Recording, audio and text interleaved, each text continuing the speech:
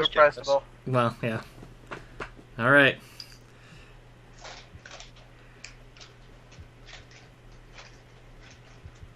Sorry, AFK during a giveaway, man. You're killing me. Yeah. Enter the giveaway, So- go AFK. So, Nilap 2. I do like to live dangerous. Press any key. Where is the any key? Oh, hey, there's Nilap 2 as well. So, All right. Well, Congrats to you I'm both. giving you both a free draft. Ooh. Congratulations. Which- Double prize. this weekend is like getting a free alt art. Just It is. saying.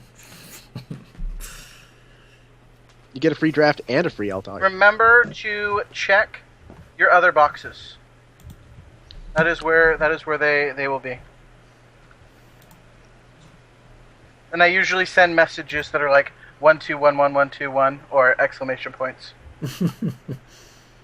You'll know it was me. I was here.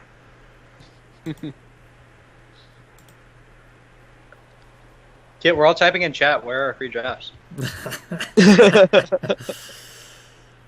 Oh no, you have to be the one that was called out, sir. That's how the Price's Forge Watch works. The prize is Forge Watch? The You price see is it Forge called Watch? out. Yeah, $. And Ranger, winner you is- get a free draft. As long as you type in the chat, you get it. Holy Llamas, you won! Oh, look, I win. So Monday was the earliest day they said that the patch would be out, and David is just reminding everybody in chat. See this. I want to go on a slight tangent for a moment. If they say that the earliest something will be X, does not mean it will be out on X. So it's going to be out on Monday, God damn it, that is what you're telling me. There's That's what I'm potential hearing. out on Monday. Apple, please reply. Our prize will be rerolled. Apple, please. Oh man, that's fantastic. Forge Watch Comedy Hour here. Okay, we've got challenge. The game All is right, I about to believe the start. round is starting. Yay. Soul Forge. I like that. FWIBQ with slash with Good. GDD. GGD.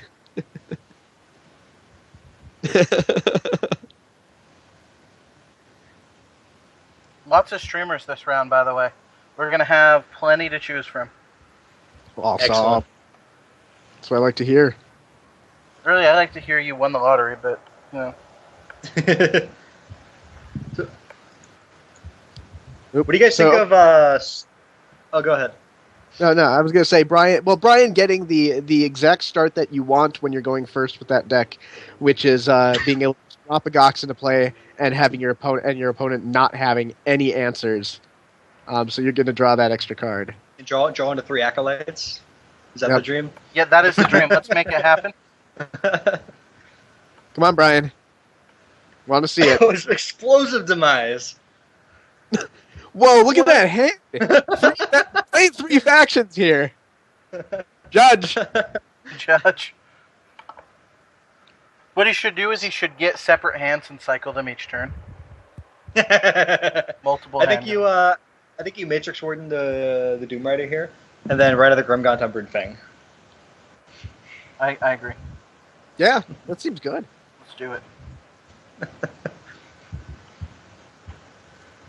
Holy moly. I was really excited because I thought he actually had Explosive Demise and right of the Grimgaunt in his deck for half a second. And then I saw the Alolan cards and Apparently, I'm the only person that actually plays Explosive Demise in an Invitational. wow, that's impressive. It won me a game. On camera. It was Hey, wonderful. game. A Oh, I game. remember. Actually, that was like a big Zimus lock, wasn't it?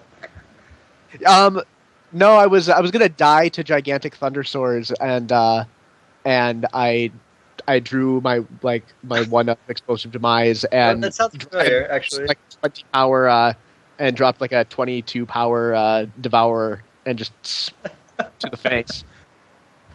Game over. Boom. Roasted. Is it roasting with Explosive Demise? Is that the flavor? Oh, you just said boom, so boom roasted. Boom roasted. Yep. So we're probably seeing double removal spells here, unless he feels okay about leaving that Brood Queen. Looks like he's feeling okay about leaving that Brood Queen. No triple acolyte here. I was so sad about that. Yeah, no acolytes at all. I'm not So, sure. I'm not sure I'm down with killing the with killing the Doom Rider over the Brood Queen. You could have open laned the Gox and had another potential chance at picking up some crazy acolyte action. I mean, now you have a full 5 few cards in your deck. I mean, I was thinking like even in this scenario, we know CMU Stewart doesn't have a lot of ways to kill the open lane Gox super efficiently. Like here, he's going to have to either level up the Dire Hound, which is obviously not great, or level up the Eidolon, which is also not great, or play 2 cards in like Tarsus plus Ferocious Roar. Or he could also Varnish Pack the Doom Rider. I was going to say Varnish Pack the Doom Rider and just roar.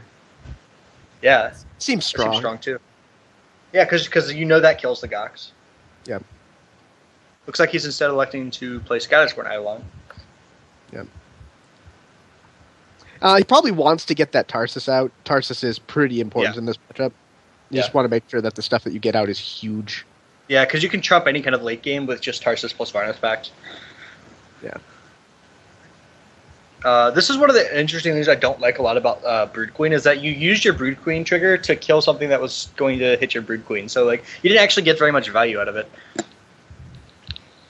It just sort of like in this case he got a ton of value out of it because it was a Gox. Yeah, for sure. And at level 1, having 3 basically completely dead draws in Acolytes, you don't want to level them. You don't want to just play them. It's tough. Although we do see the Invoker coming down, and okay, so he's got the double burn spells. He's going to clear out that Tarsus. There goes the board. Yep. Except for the Eidolon. So what are we? We're going to see Nephrix come down, getting rid of the Seedling. Oh yeah, absolutely for sure. And he is going for the Aetherphage instead of leveling up the Tarsus. Yeah, I think leveling Aetherphage in this matchup is also really strong. Yeah, leveling the Aetherphage in this matchup is exceedingly strong. Yeah, they need a critical mass of spells to make use of their Invokers and Shapers. I assume he's playing Shaper. But you need a critical mass of spells to play them, and if you can rip like a Static Shock out of the hand, you can make those cards a lot worse. You missed the deck tech, didn't you? Yeah. No, I went to shower. Okay. Yeah. Okay. No Shapers. Got it. No Shapers. No, this is this is all in on the leveling dragons plan. I am not talking, by the way, because I'm in the process of getting Turkus in. That's cool. Sounds like you're talking to me. He's politely mentioning. So, Brian likely has, with the amount of spells that he has, he will probably be able to clear out all of this board. Can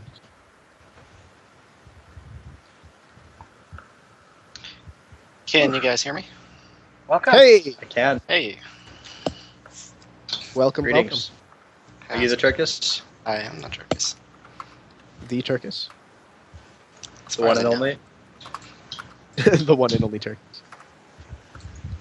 All right, well, we are watching fellow Gox's Sox teammate CMU Stewart right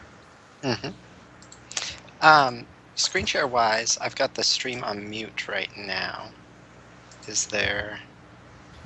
Ooh, double Invoker. Just all in. Taking some hits from the Eidolon. It's aggressive. It is aggressive. We are not doing any sort of screen share right now, sir, by the way. Okay, so we're commenting off the stream itself, just muted. Yep. Great. Yep, Perfect. we're all watching CMU Stewart's stream. We could also watch the Forge Watch stream and comment off of that, and it would get really crazy. I'm sure people would not enjoy that. Did you say that you were going to leave when we got our next commentator, Yamos? I'll wait till this game's over, unless you Alright. really want me to leave. Because I want to see this Nephrax do some action. I do like seeing Nephrix action. It's so great, like especially against 10 piece because 10 damage is a lot of damage. Yeah. 10 damage is tough. I would Wait, is it? quite Is this often. yours? Yeah. Yeah, But- quite often I would actually prefer to try to deal with a level 1 Thundersaur than I would a Nephrex. Because I can Yeah. at least drop something in front of it, combat, and then kill the Thundersaur. Right.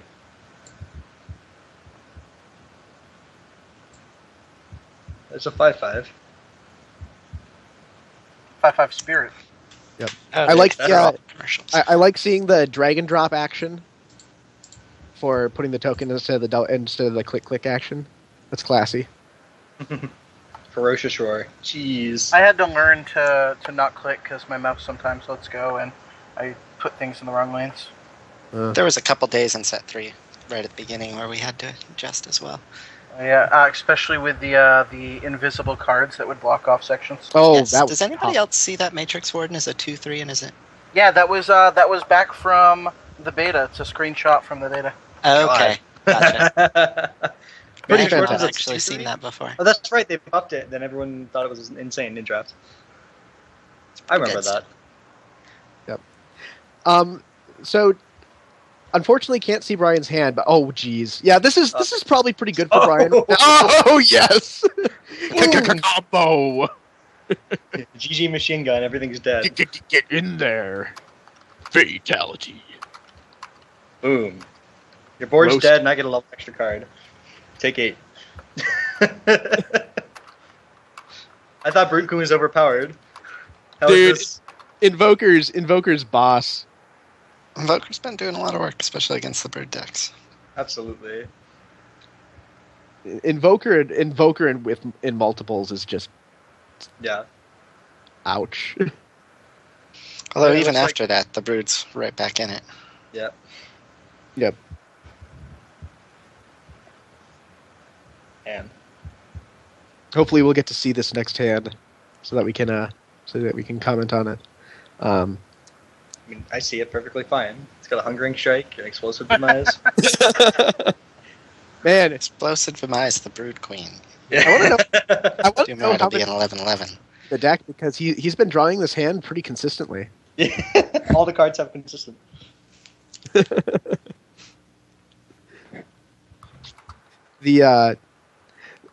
So here we get to now. I wonder if we're going to start seeing dragons from Brian. Nope, going for the gets a Gox down. Okay.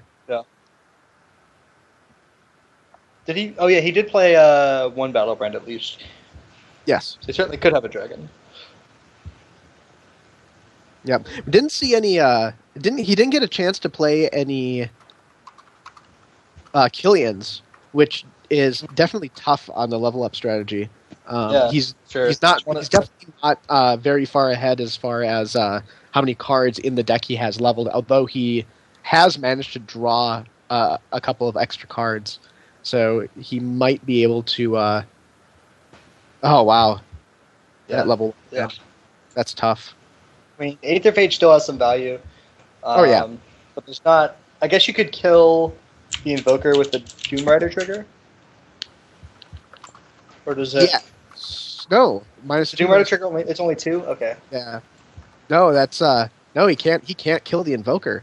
He could hope to get lucky off the Pact. And get something, but this is a tough hand. This is a tough spot to be in. I think that I do think that Aether Phaging the Invoker is probably the correct play. Mhm. Oh, I like Brood Queen in the Invoker.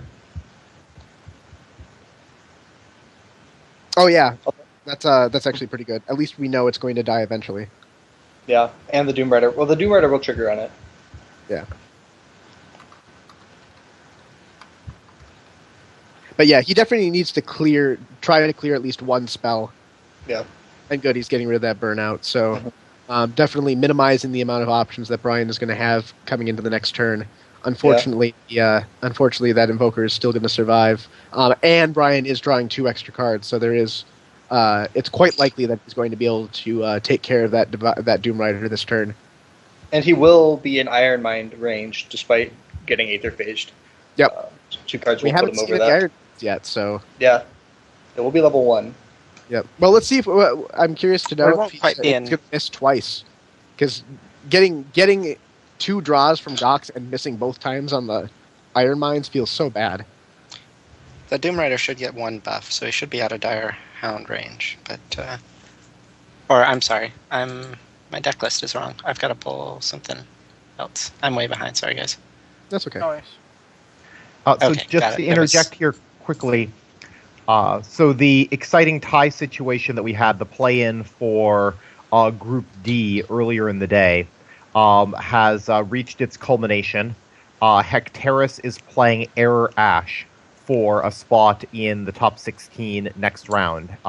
Win and come back for the next day, lose and go home. Wow. It's a tight spot to be in on day This 1. sounds harsh. Yeah. So CMU Stewart, looking like he's going to be able to wrest a little bit of control back. He will be able to Dire Hound down the Gox. Although I'm surprised that he played the Tarsus in front of the Gox instead of just putting the Hound in front of the Gox. Yeah, for sure. And leaving a 10 health Tarsus. Maybe he just wanted to spread out his toughness a little bit and see if he can force Brian to cast 2 burn spells instead of playing creatures. But really, you just ignore the Dire Hound anyway. It's not really a big deal that's on the field at all. Yeah, plus spreading out the toughness makes you more vulnerable to the Invokers. And we see there, actually, if he had empty lane the Tarsus, it would have gone down to 1 health and would not have died there. Yeah, definitely punished for it. I mean, he wouldn't have played the burn, but yeah, it keeps him Right. from, and especially with 3 burnouts being so popular, Yeah. getting above that 8 health is important. So I have multiple requests in the chat to feature Hecht versus Arash. I don't know if we want to put their match on hold so we can stream it, or if we'd like to switch over now. But a lot of people are requesting it, so I figured I would make that known. Winning in is definitely a high-pressure match. I wouldn't, Yeah. as a player, I wouldn't want to be put on hold, so I would suggest we hop over and let them play, if, from my perspective of playing in tournaments. When you're ready to go and then being told to wait is sometimes rough. Yep. Aetherphage taking out the energy surge is pretty rough.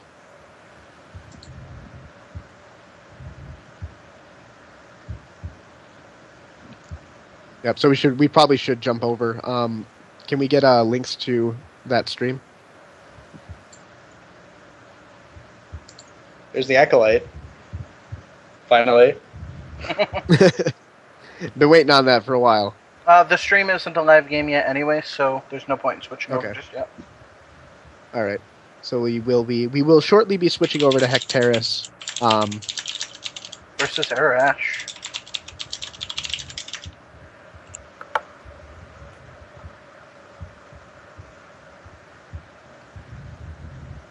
Oh man, Invoker is that Invoker with off of 1 spell just did 12 damage across the board. 12 damage across the board. Like that's absurd value. Aetherphage taking the level 3 battle brand. Jeez. Yep, that's strong. It's a big turn for Brian. If he's not able to get the Grimgaunt off the board this turn, he starts to get into that range of where Tempest has a really hard time dealing with it. Even with a Flame Break, you can't expect that Flame Break to live through another turn. Oh no, definitely not. CMU has too many cards that are big enough to just deal with it on the spot.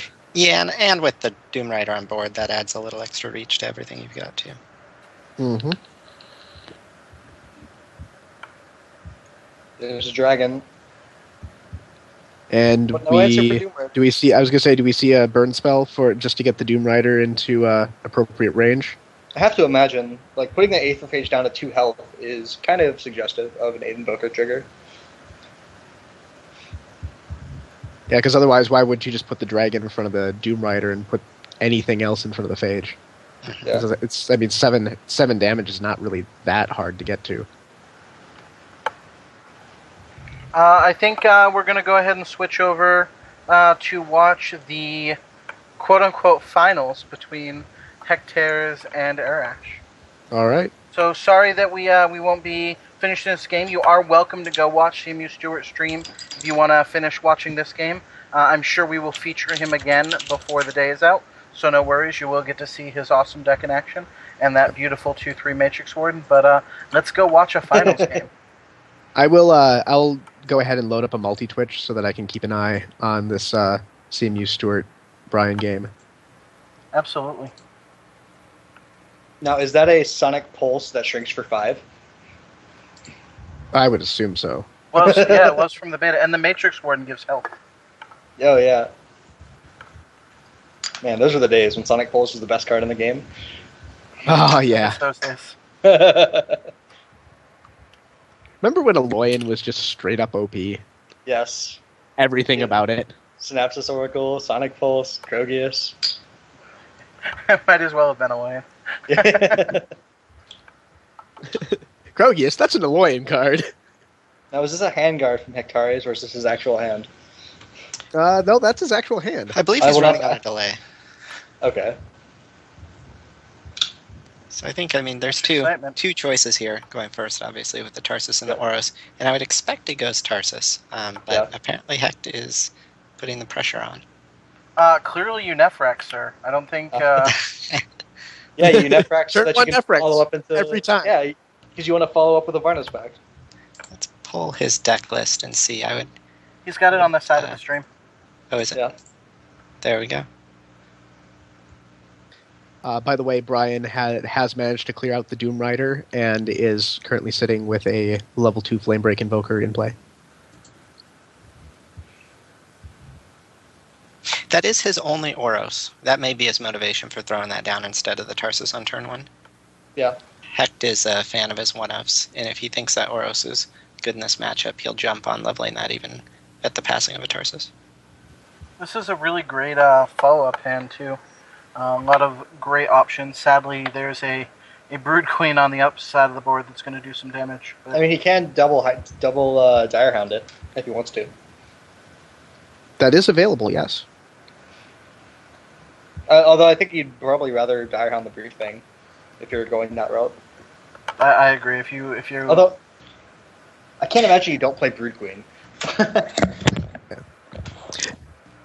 Yeah, you kind of have to Brood Queen. Where do you drop the token? in front of the Tarsus. Okay. Opinions, Trickus? I think that I may drop the token in front of the Brood Queen, but I also would Hound here to clear his Brood Fang. Yeah, I think that's the play. I don't... It's another case if he only has one Devourer, though. And so if he values leveling that in this matchup, then he's got to play it right now. Even though But I do like the token in front of the Brood Queen because it forces that hard decision of, do I keep my Brood Queen alive or do I kill a threat? Yeah. And obviously right here, Yeah. the upside of that Devourer is that is a little bit larger of a threat than that Oros in this player level. So it's not... I don't think it's unreasonable to play him instead of the Hound. I mean, it's almost certainly getting hit with a Brood Queen.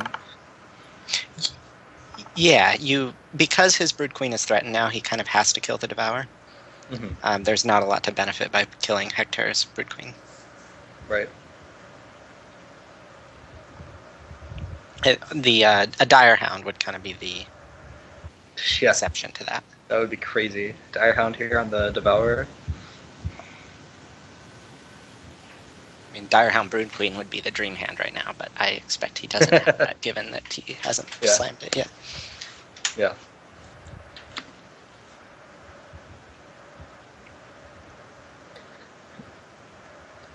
We have a cry in the chat to unnerf Sonic Pulse, please. I agree. I agree. They just need to put some scaling on that if they ever want us to play it. Yeah. Yeah. Level Yeah. 1's not too bad. The level 2 is... I level everything else. yeah. Well, I mean, I wouldn't. Even if the level 3 was like 8, I wouldn't play it with the level 2 the way it is. Yeah, exactly. You're not looking to ever play a level 3 of that spell, so that's pretty much irrelevant. Yeah. I mean, you Just should already be double. winning by the time you're at the level 3. Dropping your Just crit. double it at every level. It's all good. 3, 6, 18. Wait, that's Absolutely. 3, 6, 12. Yeah, absolutely.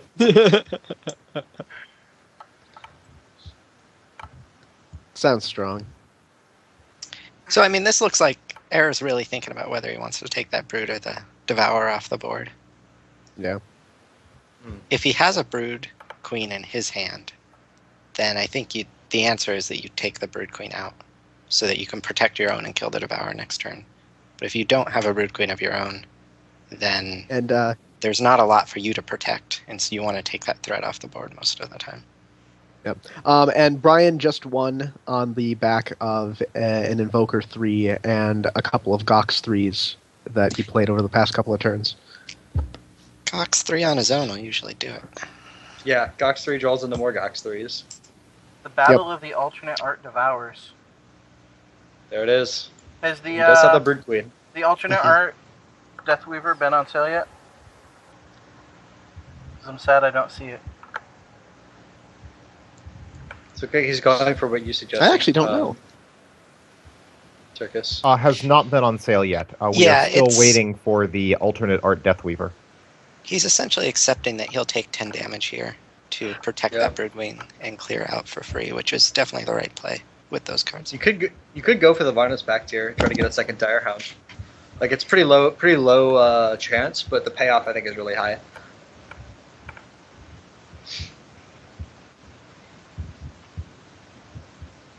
Is it though? You run into, because you can't kill his Brood Queen. You'd have to double a Dire Hound to kill the Brood Queen. Right. So I was thinking you would kill the Devourer off, but Yeah, that's the thing I'm Probably most concerned about is the opponent's Devourer. I mean, Yeah, you're plus going if to lose you- that Devourer yeah. regardless. yeah. But the thing is, you have to play the ooh, nice hit.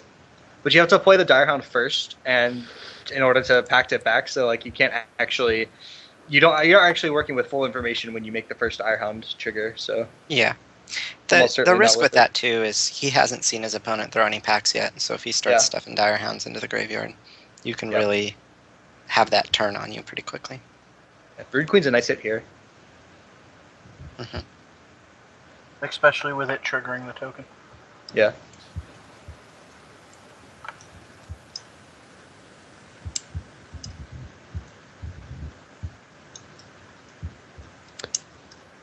The banter in chat I only between wi- Electrophile and I only wish I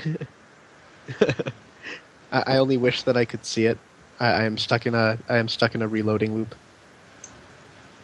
And that trigger is one of the advantages of, I think, Hex deck over some of the Brood Queen decks you'll see, is he runs actually fairly heavy on the Utera. You see he's got Oros, Lifeblood Dryad, Branch Weaver Druid, which are somewhat uncommon, and then runs a full 3 Rowers, Lotus, Aetherphage, and then 2 Eidolons on top of that. So he is almost a 50-50 split. Not quite, but that definitely gets you the reliable triggers, although you lose some of the powerful Necron cards. So is the standard like more Necroom heavy, I assume? It is, especially because of the power of the Grimgaunts. You have Tarsus, Pact, sometimes like Grave, Nephrax are mixed in. And then even if you go for, like, Dizzy and Siphon's really good, but that's another Necroom card to throw into the bunch. So I think most run in like the 10 to 12 Utera range that I've seen. Poor Brood Queen. Okay. And there's the Altar Dire Hounds. Man, he got those quick. When do those tournaments go up? Last night. Friday night. Okay. I was thinking They're, they came up this morning. They're It's good like, wow. value. I really recommend those tournaments to anybody who's thinking about maybe buying packs. Yeah, absolutely. I've been getting packs at a 20% cost compared to what you would buy tickets for right now. So it's pretty good. Oh, the Stocking payout's up for higher the- too? Well, you don't get tickets, but like in the pack conversion, if you look at the gold ticket to pack gold conversion, I'm paying 1 ticket for several, like, pack and a half. Yeah. Because what packs are like, or I should say, tickets are like about 50 cents a piece. I actually don't know the money wise, but tickets are 200 gold. A pack is 560, and I've been getting more packs than tickets spent. Yeah. Okay. You're also quite a phenomenal player, though, I'd assume. Even if you look at it though, and even if you're getting like 2 2s and 3 1s, you're going to be coming out well on top gold wise. I think if you hit 2-2 all day, you're still ahead, which is a nice design for the weekend warrior. I mean, and plus you're getting you're getting the alt art Direhounds and Right. just the swag value. I mean, come on, swag value. And the Yeah, big that's plus worth a lot, is right that you can get 3 of them pretty easily. I don't know about other people, but it drives me nuts when I have a 1 of alt art in my collection. I won't play it. Oh, But Yeah, 3 yeah. Dire Hounds, I can play that. oh yeah, definitely. Yeah, I'll definitely be picking up my 3rd Direhound tonight. Even if Yeah. I have to. If somehow I don't get to playing at all the rest of the weekend before the queues close, I will start up a constructed queue And and concede. just concede. Yeah, that's fair. I would do that too. Those are some sweet. That's some sweet art. So Turkus tells us that you don't need to be one of the best players in the world in order to make these weekend warriors worthwhile. Not that he'd know. Well, thanks. But,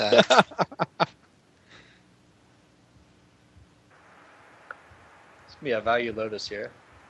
it's a good timing, too, with 8 new cards coming up. That's what I'm stockpiling for. Yeah. So you Yeah, I haven't Lotus opened and packs in Devour? forever. One interesting play here would be Phage in 3, and then dropping Lotus. But Yeah, getting a Nephrex on board if you can is very strong. Yeah, you just have that's to what I gamble. wanted to do. That's what I want to do, is take the gamble to put the Nephrex up there. It's strong, and if he gets the Nephrex on board and then draws a level 2 Tarsus, that alone right there can just win a game. Right. But and this is a nice window to get that Nephrex down too when there's no brood. That's usually the risk in the mirror is you find spots where you have a hard time sticking the Nephrex. Mm-hmm. Yep, There's also the problem that. window. Go ahead. I was gonna say this is the window to do it. You know, I was going to say that there's the problem as well that even if he hits Lotus, it completely misses and it just gets 1 Lotus trigger, it'll be in the center lane. So like he won't have a safe place to play his Nephrex and also destroy a creature. Well, Well, he one interesting can thing you wait can until do- after combat and just play the Nephrex in lane 2. That works as well. Yeah, absolutely. So regardless. I mean, he's going to be able to play it into an open lane even if he whiffs completely. Yeah, Yeah, if yeah. the Lotus, I'm as long as the Lotus doesn't end up in lane 1, or as long as the empty lane isn't lane 1, I'm completely happy putting it anywhere. It's like he's not All valuing the the other- Nephrex too much here. I'm Yeah. surprised Phage goes down. Do you not put Phage in lane 3 if you're doing this? And then just It Lotus depends on what the everything? next play is. If he's trying to stick an Eidolon instead, wow, that's good for I mean, him. it is 2.1. The Eidolon is, oh, jeez. Wow. I am so far behind. That is- This hurts me. I'm gonna have to jump over to the Forge Watch stream just because That's- that one I can actually change the quality on. That is one hell of a hand to hit with Nather Phage. I think I take the Roar here. Yeah, because I don't know, because He probably doesn't have a Tarsus. He only has 1 other card to pump. So if he has a Tarsus, that pact is great. But if he doesn't, then it's mediocre. And a Roar here puts you in yeah, pretty far behind. Mm-hmm. yeah. I mean, almost no matter what, it's going to be double Epidemic or Roar Epidemic if Hectares goes for the Lotus. So I think just because of that, you probably don't go for the Lotus. You probably maybe play an Eidolon somewhere, but then you just lose with the same thing. So maybe you do just Lotus and take up Arash's turn, casting the Roar and the double And- Epidemic. Yeah, you can hedge your bets and throw the... Maybe take the Roar and put the Eidolon in front of an Echo Wisp. That way his Epidemic's pretty low value. If you take 1 Epidemic, though, see, the problem is that if you Lotus and you take the Roar, then he'll just double Epidemic and you'll take a ton of damage. Right. But if you take an Epidemic, then you can't clear your board, so you don't end up taking a bunch of damage if you go with the Lotus. Like playing the Eidolon, though, just makes you, like, he still gets value out of the Epidemic to kill the Eidolon. Yeah. That's the thing. And then you still don't really deal with the rest of his board. In this matchup, Also, to be fair, I would be very happy if my opponent was leveling Epidemics in this matchup. Right, that's kind of why I would consider blocking just because you Right. can force that Epidemic. But it is And 2 still points. the It is 2.1 though, so it's not actually a huge detriment to his leveling. It's a little bit, but not, It's true. and not as if this were 1.4. That's a very aggressive Eidolon. Well, He has I mean, 96 you know health, it's though. going to die if you. Yeah, you also know it's going to die if you block. So Yeah. Still a very aggressive Eidolon.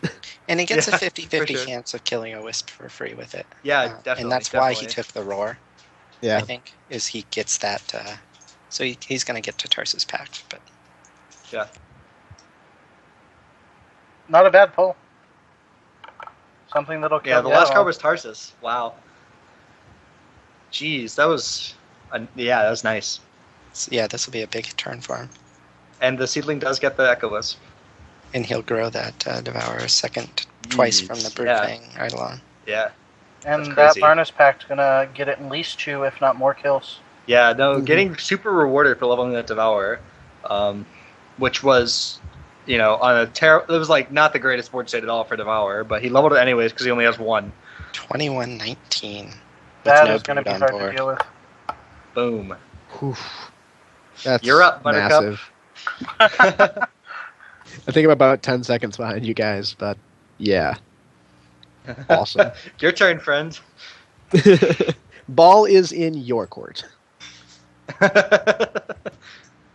And he gets to follow this up with an Aetherphage too. Crazy. And this is kind of the spot where that Devourer really shines, is Yeah. when your opponent doesn't have removal, and player level 2 Devourer's the best card in the game. And then the Doom Rider is, when they do have removal, your Doom Rider gets a little more value before he dies, and so he's a little Yeah. stronger there. But Yeah, with not playing the Brood Queen yet, that Devourer really shines. Yeah, the best thing from Arash this turn would be a Brood Queen.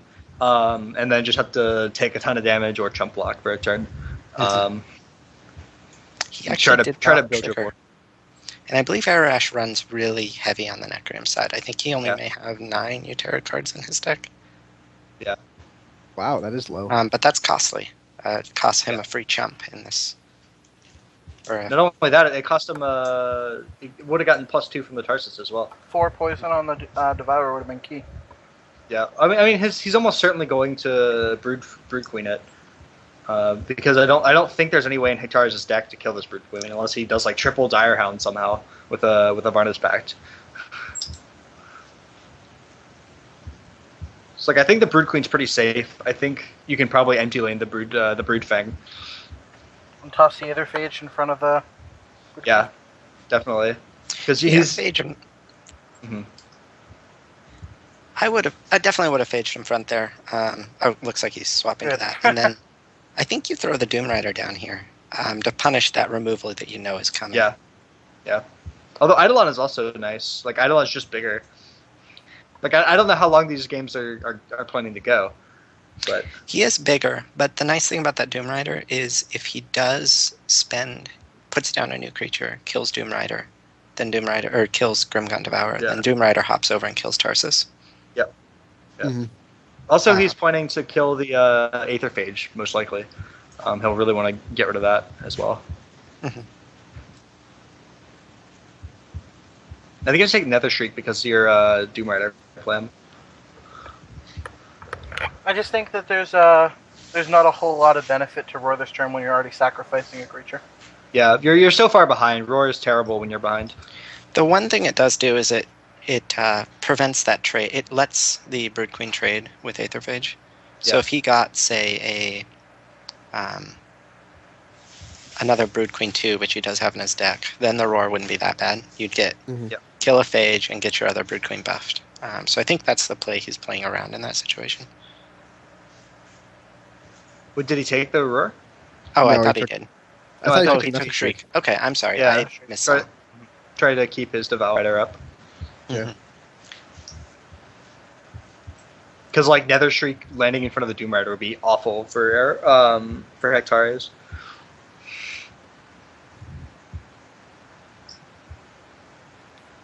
Yeah, that definitely would. That Doom Rider, or I should say that that Devourer, got so much value. Yeah, Devour seems really strong in this matchup. It is. situationally. The problem is when you Right. draw that Devour and they do have the Brood on board, you can't really trade it very well in that situation where you need to. Mhm. But drawing it early in the player level like you did is fantastic. Free Yep. lane Phage, take a pact. You block with Pretty a Lotus, simple. maybe? I think he's going So- into player level 3 and getting that. Yeah. Tarsus really, Yeah. the value on Tarsus jumps so much from player level 1 to 2. Yep. Mhm. And Yeah, then just getting the Tarsus out is. Yeah, and that jump from 2 to 3 isn't as important, but getting those +4/+4s are huge. I'm a little skeptical of the amount of the time he is putting creatures next to Hectares is putting creatures next to each other, especially because Air Ash is running Echo Wisps. That's a good point. That's fair. Yeah. Yeah, I mean it's so often. It's been a while since people have really had to play against Echo Wisp. Like you just don't see it very often. Yeah. But Hectares isn't running anything where he needs to place creatures next to each other. Yeah, you just go Doom Rider here, get as much as you can on the board, even though your hand's kind of terrible. And the nice thing is he is trading off that Brood Fang, which if he doesn't get new fodder for the Brood Queen, he has to actually sacrifice something real to kill that Devour or Doom Rider. Another problem with only running the with running such a low Terra count. So we are in player level 3. I think Arash has a huge opportunity to turn it around here if he has something big, because Hectares doesn't have much going for him. Hectares kind of whiffed there. Yeah, and he lost his pact. Yeah, and he wouldn't have played the pact here Yeah. anyways, but it still is information for his opponent. Mm-hmm. He has no way to deal with his Brood Queen either. I guess he could hound it. I was but going that to say seems- Hound and Brood Queen. Yeah, I mean, your own Brood Queen doesn't actually do very much. Now, see if you play your Doom Rider next to a creature when you Echo Wisp, that doesn't matter so much. Even if it is just going to die like that. I like still playing the Brood Queen anyways and putting the token in front of the other Phage. Just to get the poison on it. Yeah. Sure.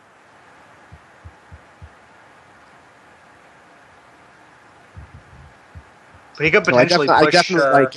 definitely like getting the getting poison on the. Yeah, although this makes level 1 Epidemic really good for Arash. Like, if he has a weak hand, he could level 1 Epidemic to push 18 damage. Yeah. He does only run 2, which is getting a lot more common, so he's Yeah. a little less likely to see it, but it is pretty powerful. At this point, he even could use, if he drops a level 3 Brood or a lower level Brood, he could even kill that Brood Fang to keep his Phage up and push damage. Yeah. You know, I think killing the Broodfang here is... And if he can kill the Broodfang, I think it's an excellent thing to do, because he's so far ahead on life already. Mm-hmm.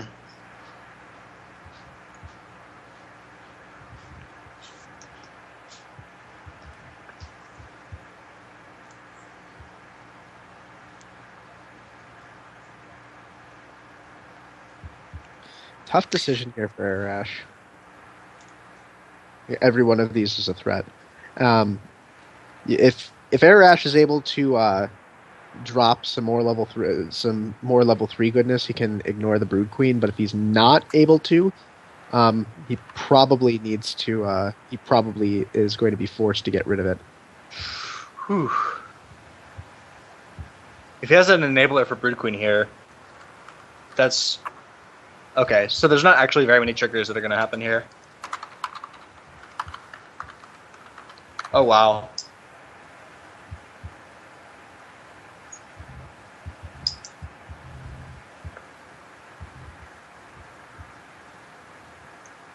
Huh. This is bad news for Hectares.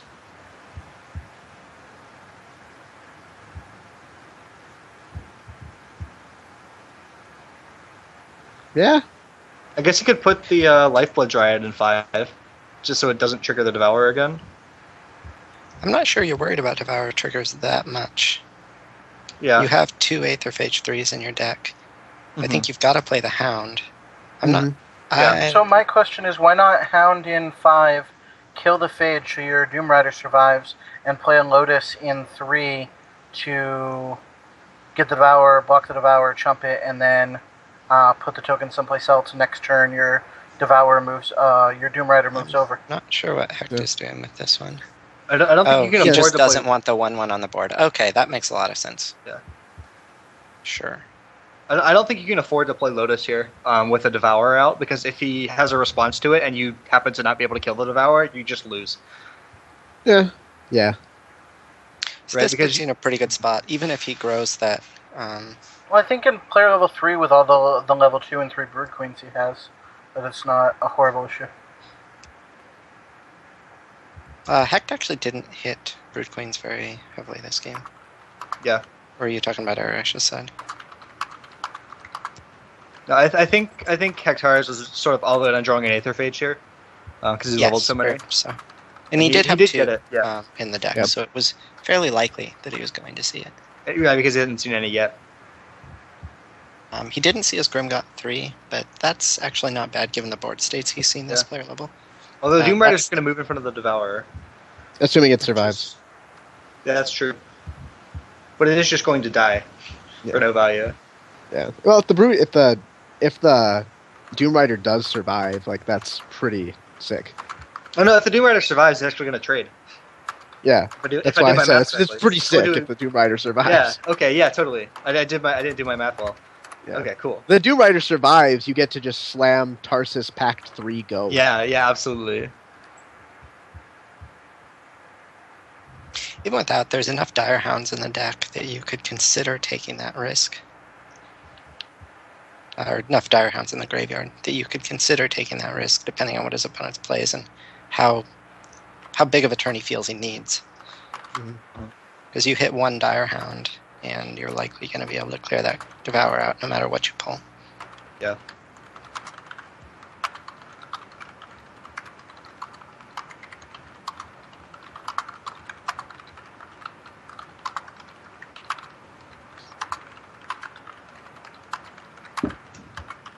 The clitter clatter of little keys. Yeah, just passing on info.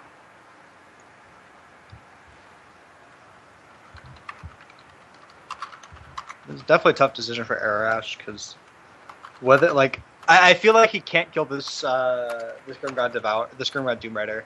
Yeah, if he could kill the Doom Rider, he would have slammed something there right away. Yeah, Well, I shouldn't unless say he has I shouldn't say right away. He wouldn't be tanking this long. right. He's trying to figure out to make his he's trying to figure out how to make his losses as least as possible here. I think. Yeah.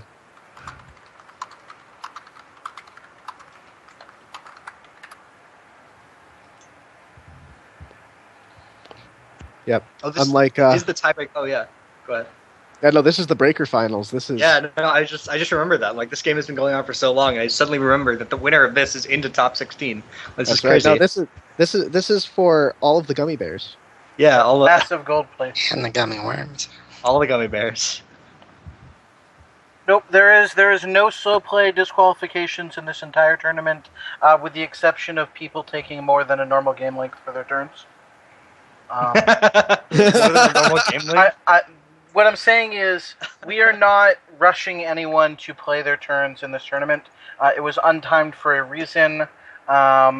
We are expecting people to think their plays through. However, we don't want to see people taking 10-minute turns. And if it gets to that point, we'll step in. But it hasn't gotten to that point, and I doubt it will. So that was a gamble that paid off. It was a huge gamble, and it worked out extremely well. For emphasis, sir. What happened? I missed it. Oh, hey, look. Oh, he wanted the Doom Rider to move in front first. Okay, I see the Wow, that's gamble. Was it insane. 50-50? I mean, like that's if that was his so best good. play, like that was his best play, like well played. That was so good. Well played from Arash. Crazy. Oh, geez, do you combat first? What's your play? Like, are you just gonna Tarsus Varnus packs? I mean, I would actually, you know what? I would be really tempted here to play the RNG roll for another Hound. You can do that post-combat, though. Like Tarsus in lane 5, and then just Varna's Pact 1, 2, and 4. Yeah, because the Doom Rider will go to 5 health. Right. After combat. Yeah, so you can play the Pact Lottery at the end of combat and have no downside. Yeah. And still get the jump blocker. Yeah, if you overwrite pre-combat and you miss, and the Devourer doesn't die, you're in such bad shape. I think doing it post-combat is fine. Mm-hmm. Yeah. But would you overwrite the Hound here with the Tarsus just because? That's interesting. Yeah, I think that's a good play. Why would you? Oh, to prevent the growth. Deny a trigger. Yeah. Yeah, that's reasonable. It's a good play. The other option though would be to put Tarsus post-combat in lane 3, because that prevents Brood from killing it and him pushing a bunch of damage. True. Oh yeah, in case you get a level 1 creature. Yeah, definitely. Okay. Yeah. Yeah, I'm with you there. Yeah, absolutely. You've already gotten your Tarsus value, so. So this is the safe play. I'm not sure it's the one I would have made, but it's definitely the safer one if he feels like he's in a good position going into player level 4. Then I don't think there's a lot of downside to it. Mm-hmm. It also reduces the odds that... He should have packed it first, though, to see if he gets the Hound. Yeah. Come on, man. Oh, although now you get an Aetherphage and a Grimgaunt Devourer in the graveyard, so there's that. that. No, you get the battle first. Battle first. Yeah. The whole point of the play is the battle first. Yeah. I don't know. The Devourer's already attacking. He just wants to make sure it's dead. So he gets a Brood Queen 2 out of that. That's a pretty good pact for not having a Tarsus on board. Yeah. There we go. And he can set some growth triggers this turn in a big Too bad way. there wasn't an Terra card in hand to trigger. Yeah. It's true. Yeah, this Doom Rider's not going to be a problem, though, unless the Brood Queen dies somehow. I think with his order on that last turn, though, it was done correctly with the combat first, though. And Aetherphage first. Because you do want those high-quality cards in the graveyard whenever you can. Absolutely. Yeah. But a Broodfang token would be fantastic here. Mm-hmm. Although the real power of this turn is he's going to be able to drop his Grimgaunts and sack that Aetherphage and kill the Devourer next turn. Yep. And the Doom Rider is going to move in front of the Brood Queen, which is... It's just going to guarantee the Brood Queen dies on his turn as well, to get more triggers. Yep. Sick. Actually, no, because you have to activate the Aetherphage to kill it. So never mind. Yeah, but, you know. Ooh, there are worse things than having an active Brood Queen in play. Yeah. Like not having an active Brood Queen. Oh, no trigger again for Air Rush. Yeah. That's twice this game. That's pretty rough. But the Brood Queen itself is good enough to deal with these huge level 3 cards. But without the trigger, it might be hard for him to kill both of them efficiently. Yeah. I think I would consider putting the Grimgaunt Devourer in lane 3. And then killing the Doom Rider, and then putting your Doom Rider in lane 4 post-combat, post-kill. Yeah. Because that moving around, you want to force him to make hard decisions with his Brood Queen and what he's going to kill. Yep. Yeah. No, he has to play defensively here, because you can't just open lane. You have to make sure that Brood Queen is taking damage, is under pressure. Right. It's a tough spot with the bouncing of that Devourer or the Doom Rider, though. Yeah. Yep. 9. Wait a minute. 9. This is where Brood wishes you could sack herself. 15. Unfortunately, you would not be able to. Yeah. It's unfortunate that. Wait, 3, 6. 6 is 13. Yeah. Unfortunately, if his Devourer would survive the move from his opponent's from Arash's Doom Rider into lane 4, if he was able to kill Arash's Devourer, then I would actually say that Devour in 4, Doom Rider in 3, but doesn't work. Mm-hmm. It would just trade, and then and then there would just be a free Doom Rider for that Brood Queen to kill. So yeah, Right. I think you do have to. I think that you are forced to put the. If you wanted to Devour. gamble, I think the gamble high risk, high reward play is to throw the Devour in 3, Doom Rider anywhere. No, I sack think him. that's. Yeah, I think Um, I think you do have to do it that way. Well, you could. It's the before or after sack of Doom Rider, so you can place him if you want, or get buffs on him if you want. Mm. Yeah. It's just whether you want that Doom Rider to be sitting in front of his Grimgon or not. Right. Plus the fact that the Brood Queen can force his own Doom Rider to move. I think it's actually you don't really. I think you want to wait to place your Devourer.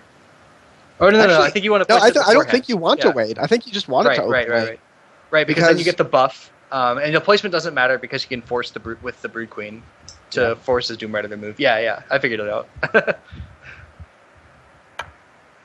Whoa, that's Might crazy. not be not what. It doesn't look like that's what he's going to be doing though. That if he did that, he would eat that Grimgon. Grow, Devour once, keep a. This is strange play.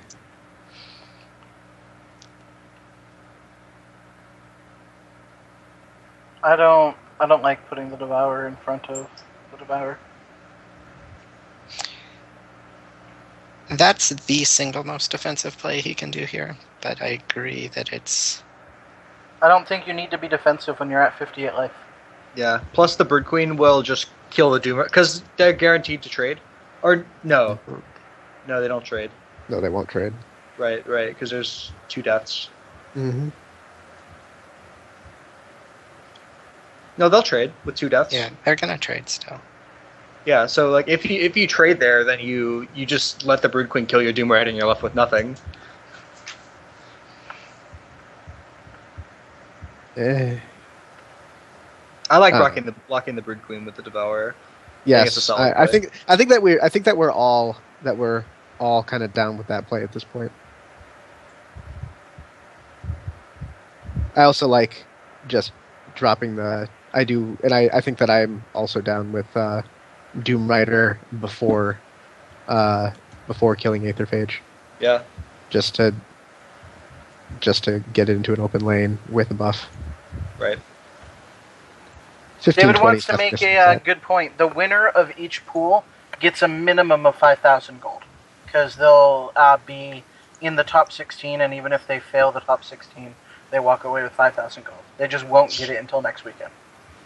I would not mind That's- having 5,000 gold in my pocket. Hey, you were invited, sir. I was in fact invited. It's true. We don't like invites here. Don't worry about it. Yeah. I could have just accepted it for 5,000 gold. Oh no, I have to win it. You actually have to 5,000 win gold, huh? something in your life. Ugh, unbelievable. I can't This just is a get gold this is for a free. travesty. You'll hear from my lawyer.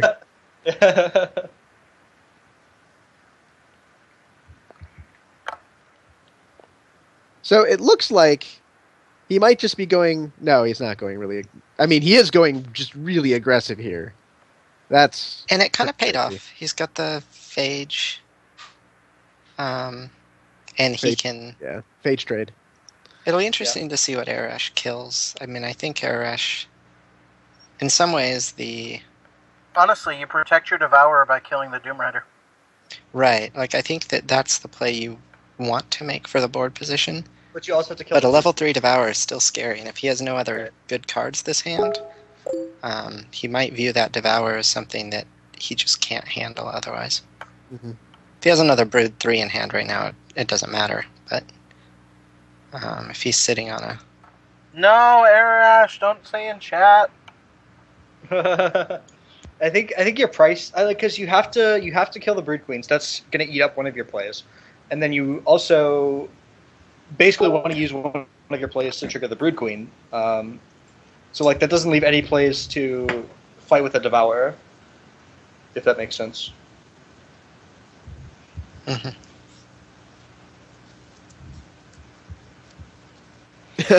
Oh my, what is this photo? Oh, cool. Spoiler of the Rage of Cadras. Angry. Rawr. Much angry.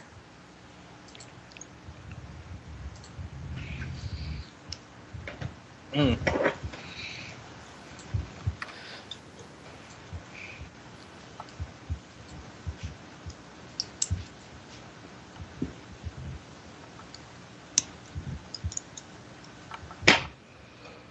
Whew, this is a tough one.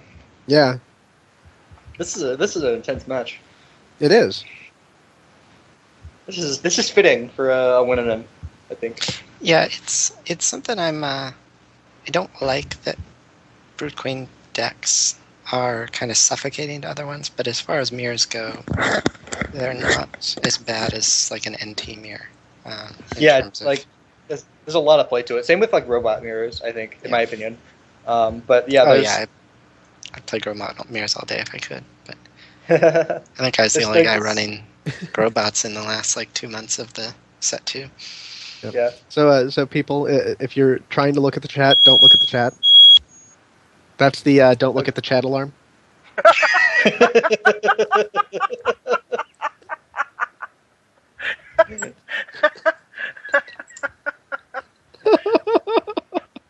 Kid, are you okay? You're welcome for that.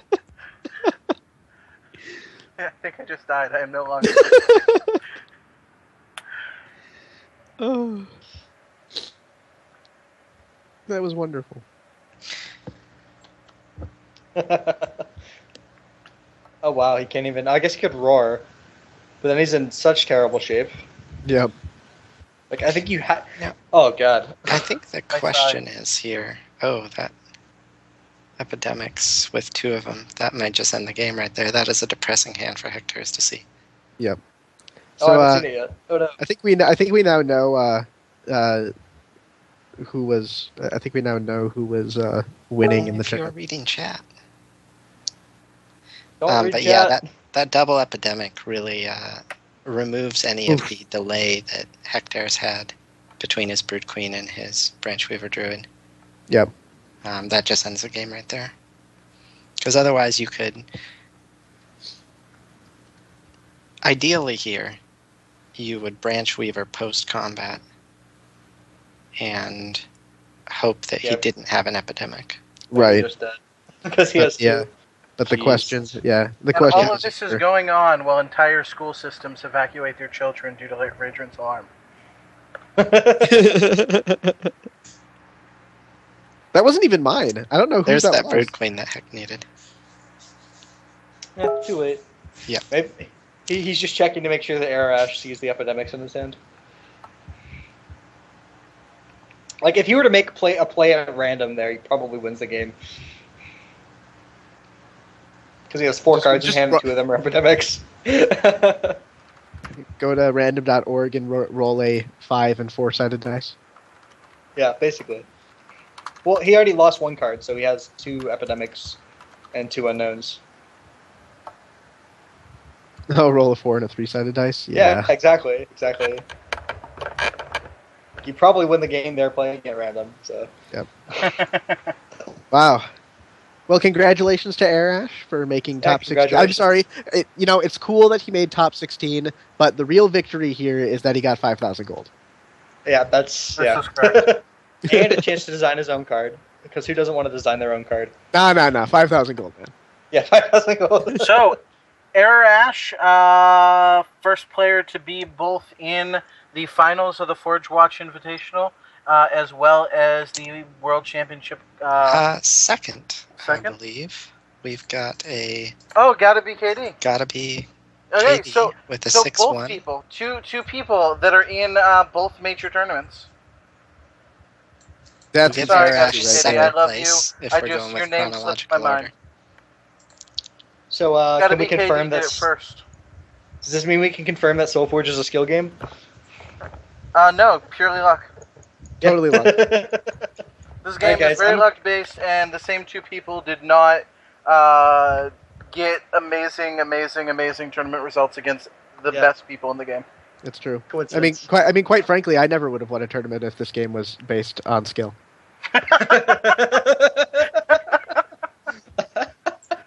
We can all get behind that reasoning, right? Absolutely. I'm sorry, that was not in any way meant to diminish you, gotta be Katie. My mind just slipped. I'm sorry, my friend. My mind made the connection that, oh, Air Ash got it. Sweet, I'm going to say this. And there was no follow-up thought in the conversation at all. Yeah, so, alright guys, I'm gonna bounce, but good luck with the rest of the players, the rest of the tournament. Was fun. That was fantastic. That was a fantastic game. I agree. So, I think we're going to slip in a deck tech now. The last deck tech for the evening.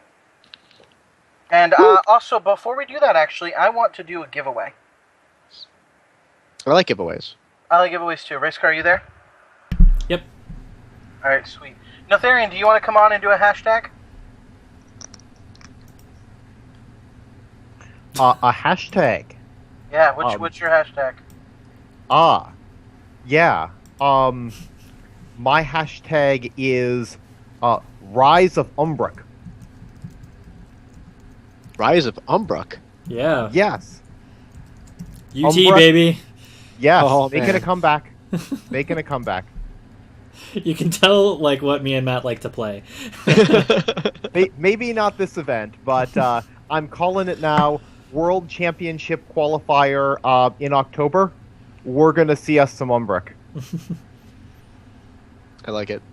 I like it. Also, chat, if I can't tell if it's friendly banter or flame baiting, it makes me really nervous. Please don't make me time out a second player today. All right.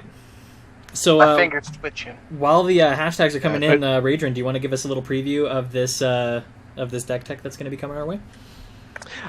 Yeah. Okay. So, I think I still have it open on. This is a deck tech of our prizer's deck.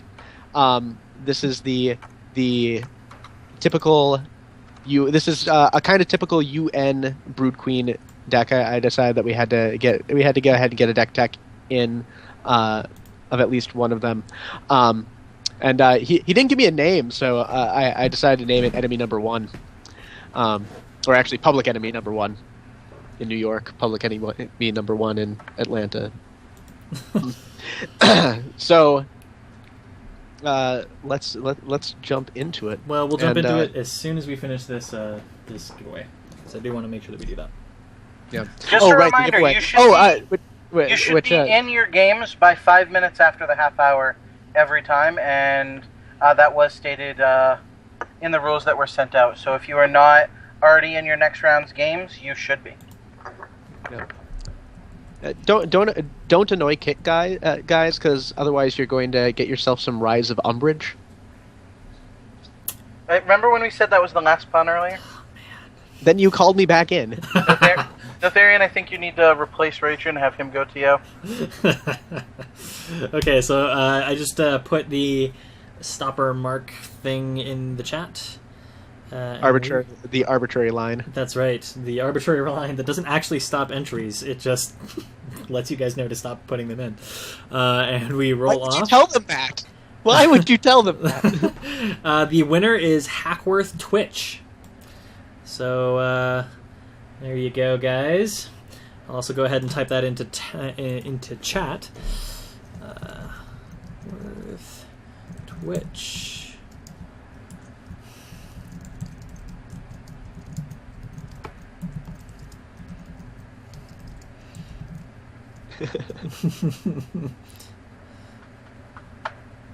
Hackworth Twitch wins a free draft. Here we go. The next code I give away, by the way, the next one I give away during an actual giveaway at 7 o'clock. It'll be our last giveaway, I believe. Unless we still have games going after 8 o'clock. I believe it'll be our last, though, and it will be a gold code. A 5,750 something, 5,000 something gold code. Ooh. 5,750. I don't know. It's just a big gold code. Be about 5. It'll actually be about 5 gold. All right, so That was off by a few zeros. The zeros were before the 5. Decimal point in the wrong spot. all right, so we're gonna go ahead and roll this deck tech. Everybody enjoy. Good morning, good evening, and good night, everybody. I am Raedrin, and I am here with R. Preisner, and this is the Forge Watch Invitational Deck Tech segment. Alright, so, R. Preisner, it's great to meet you, great to have you on here. So, how long have you been playing SoulForge? Great to be here, thanks for having me. I have been playing SoulForge since the moment it was available on my iPhone. Kickstarted it with the idea that drafting while I'm going to the bathroom or in the car sounded like a great idea to me, and been drafting and playing ever since. So it was December that became available. Yep, since then. Oh man, I love to hear that. That's perfect. That's perfect. So tell me a bit about yourself. I am a level 1 Magic the Gathering judge, and that's my biggest claim to fame, I guess. I won a few Magic the Gathering game days, which are like 20-person tournaments. Other than that, just a college student with a love of video games and card games in particular. So SoulForge, right up my alley. Okay, ended perfect. that on a bad note, but Well, as a SoulForge old timer, being back at the at the beginning, but not the very beginning, since you said you waited until it came out on the iPhone, which means you missed the entire forum games era. I'm dating myself here. Tell me about your competitive history in SoulForge. I guess as far as my competitive history goes in SoulForge, it's not that much. I mostly focused on drafting and still do focus on drafting. That's where I get all my cards and all my tickets, and Yep. that's mostly what I play in.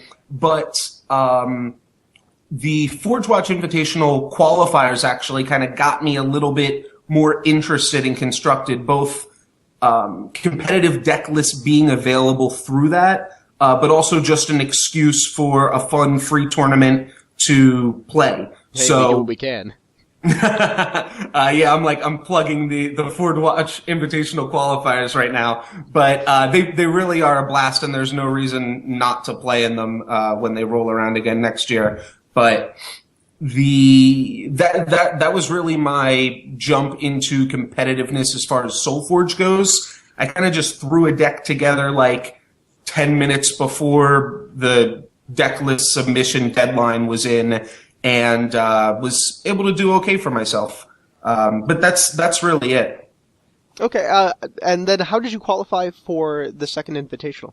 For the second invitational here, I qualified. I got 2 top 16s in 2 different Forge Watch Invitational qualifiers. Okay, perfect. And I believe both of those times I was playing Yetis. Excellent. Okay. So did you play it all during season 1? No, I don't believe I did. No. Okay. I think I just played for this one. Well, welcome and congratulations. Well, this is a deck tech, and so let's get into the deck tech portion. Sounds good. Of our thing. So I have your list up here, and I've kind of broken this out into logical pieces of your deck. So on this first slide here, we have the engines in your deck. 3 Tarsus Deathweaver, 3 Weirwood Patriarch, 3 Disian Brood Queen, which of course is kind of by itself its own engine, and then the Grimgon Devourer. Tell me, why did you go with enemy number 1 here? Well, I found some things that could beat other decks, and I found some things that could beat this deck. But ultimately, this deck was just a lot of fun to play.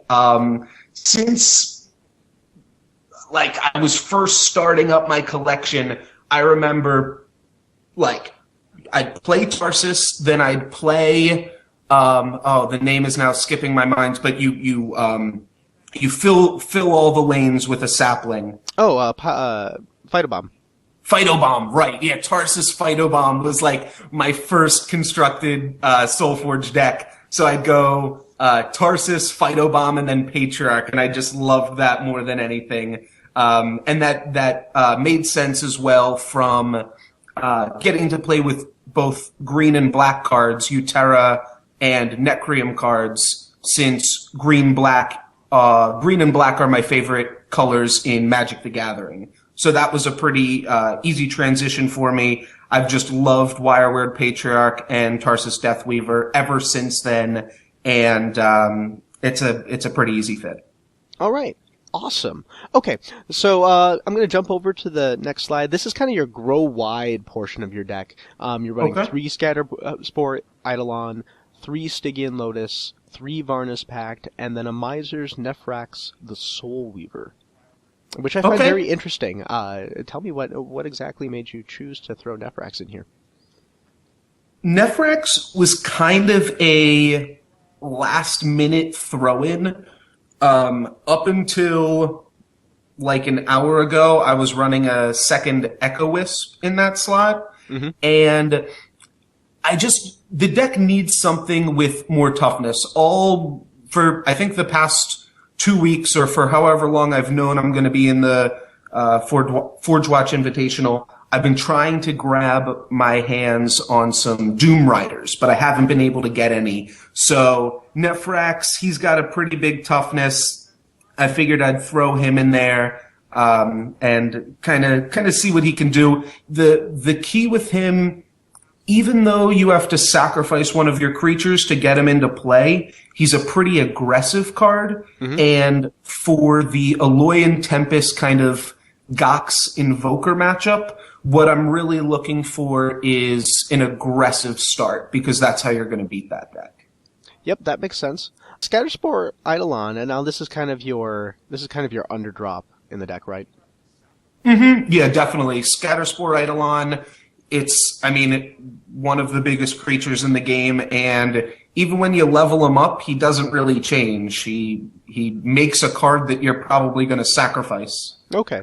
Regardless of what level he's at. All right. Well, I'm going to jump over to the next slide here. This is kind of the disruption package of your deck. You have 3 Aetherphage, 3 Zithian Direhound, 2 Nether Shriek, and a Miser Echo Wisp, which I'm happy to see Echo Wisp again. It's been a while since that's seen play. Expand. Echo Wisp is kind of cool. The main thing that you want to do with that, the 2 Nether Shrieks there, I actually find that card to be really key, especially in the mirror match. And Nether Shriek alone makes Aetherphage playable in the mirror match, because you want to be able to Aetherphage their Nether Shrieks. And what Echo Wisp allows you to do is just kind of fill the lanes a little bit more, so that you can have a more targeted approach with that Nether Shriek there. Because getting that to hit can be an entire game. Awesome. So this looks very solid, very consistent. Yeah, I definitely say so. One of the, I think, most powerful things about the deck is, and I think you'll find this true of any of the decks that do well this weekend, is there's not that many cards that have to actually be leveled in the deck.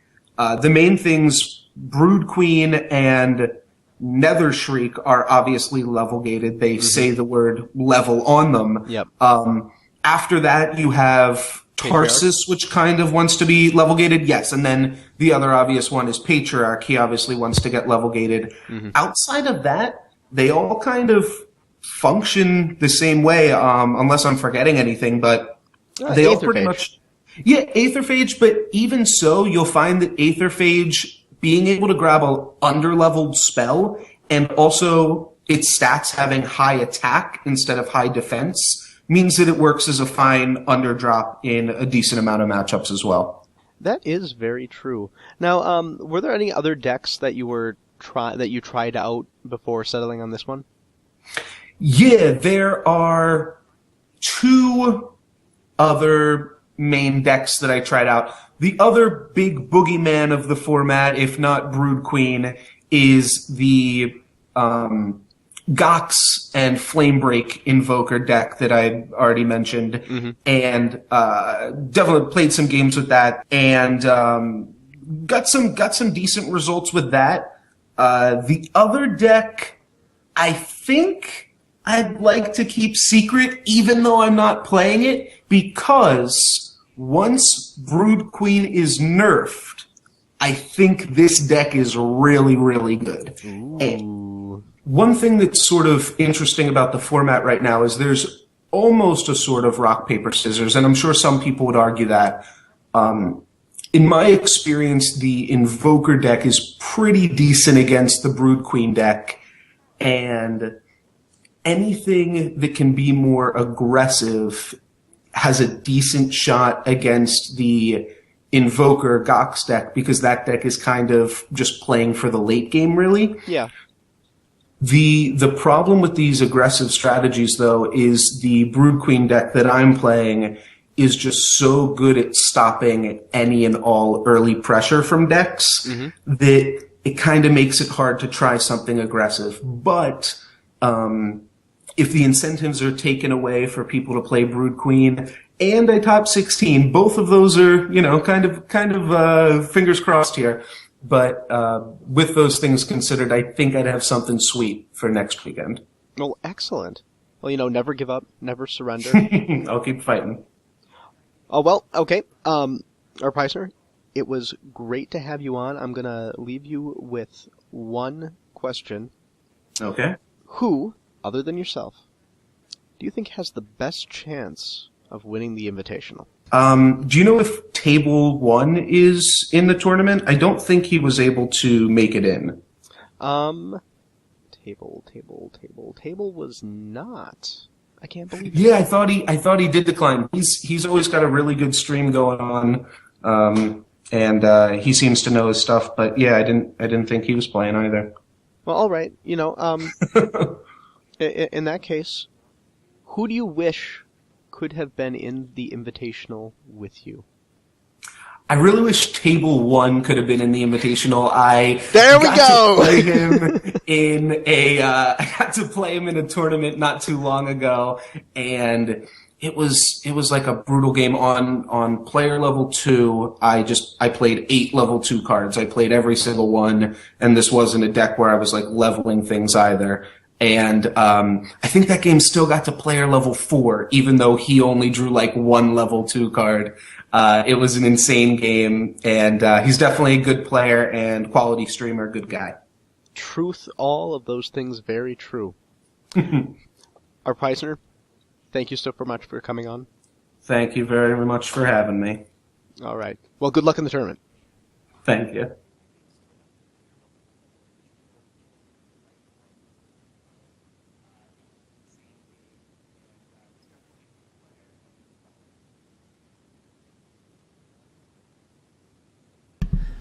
All right, we are back, everyone, and we are actually going to cut into a currently running game between Tiny Grimes and Visig, in the hopes that for round 4, Tiny is scheduled to actually play against the deck we just saw in our deck tech. So we're going to just kind of sit there and watch that through round 4.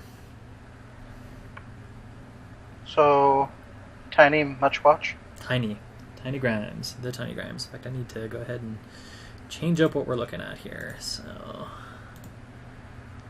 we are not on the Breaker Finals any longer. We are in Gucci round 3.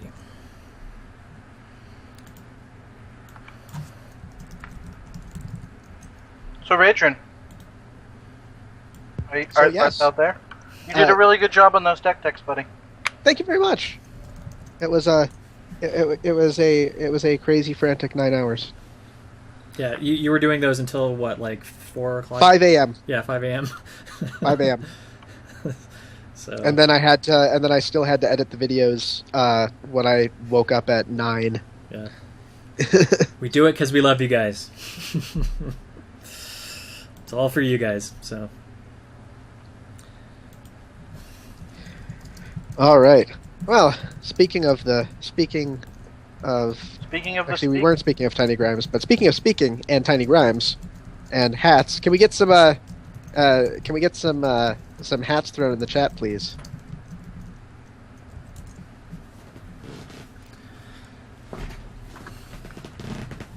Tiny looks Or to be not. in a pretty good spot this game with anytime you're going into player level 3 with this deck. He's as long as his opponent doesn't hit that big pact, he's pretty far ahead. There it is. There's the hat tosses. Perfect.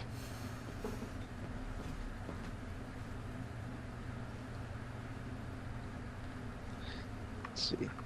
Sorry, I'm being I am gratefully responding to congratulations. Whoa, that's 3 hats tossed. It's a hat trick. 3. It's a hat train. Hat train. Choo-choo, all aboard the hat train. All right.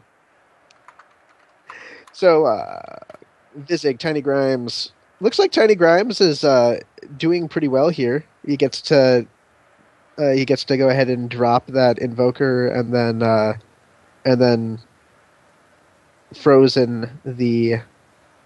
probably just frozen the Tarsus, because that Brood Queen's really not going to be doing very much.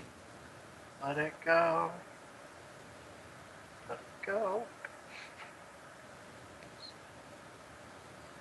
Alright, that was enough silence, guys. Jeez.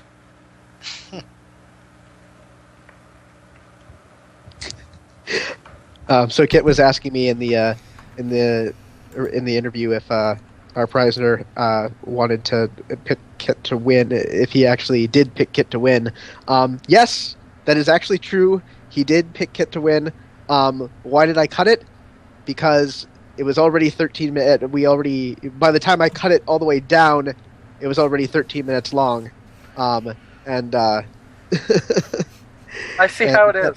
We can't have how the, it is. So, teams Kit's out ego there, is already big if enough. you want a player like Raytron, he's looking for a new team. Kit's ego's already big enough, so. I can still fit through the door. It's not that big. And that's what truly counts. All right. So, back to the game. Back to the game. So, if I was Tiny, and I'm not Tiny, but if I was Tiny, and I was sitting at 88 life, I would drop a dragon into 3, and I would actually consider not bothering to even cast a burn spell, even though he's going to level probably the Static Shock. No, never mind. I don't know. Tiny doesn't like to play Static Shock, so he doesn't mind if they're leveled or not. Okay. I mean, that's fair. I don't like to play Static Shock either. Especially, but it's player level 3 and he hasn't leveled a single Static Shock! What is this? What game are we playing? We don't level Static Shocks. That way you can chain them for no value.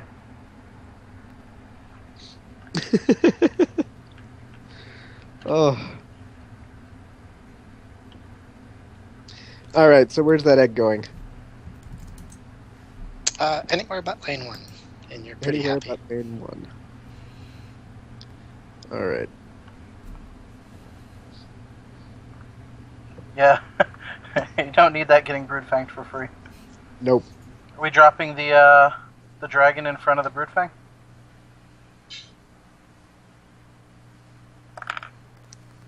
That's weird. I would drop the dragon in lane 3 here. Oh, I see what he's doing. Board clear.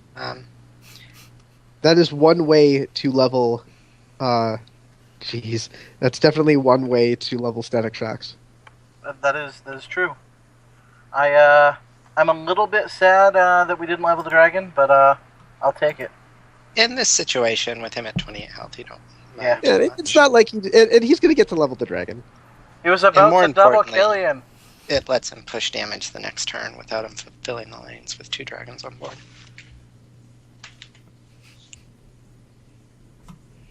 All right, so we're just going to sit here on the in-between while we're waiting for their round 4 to get started. Yeah. We ran out of spoilers. Do we... We're not out of giveaways. We have 30 minutes till the next giveaway. Yeah, we have 30 minutes until the next giveaway. So, song and dance routine, go. Did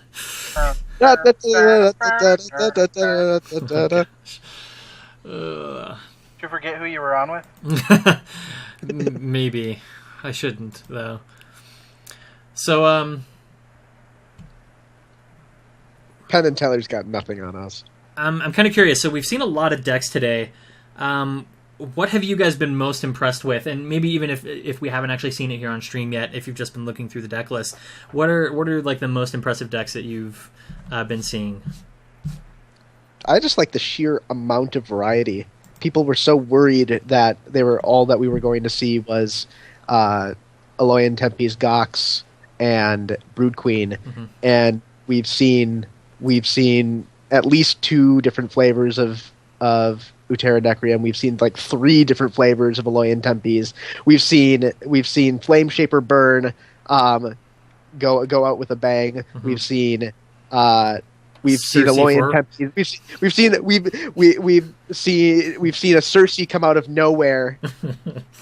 I mean, we've seen gargoyles in play. Like, it just, wow. It's fun. Yeah, man. this has been very, very diverse. I'm extremely happy personally.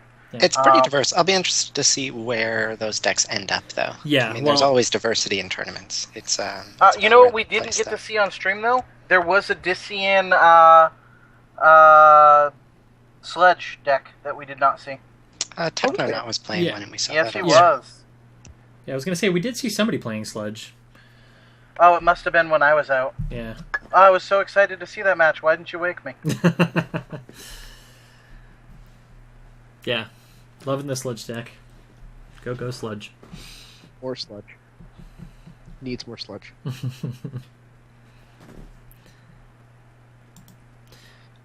So I guess, since we have you here, Turkis, where do you see decks going next week after potentially we have all of these card changes?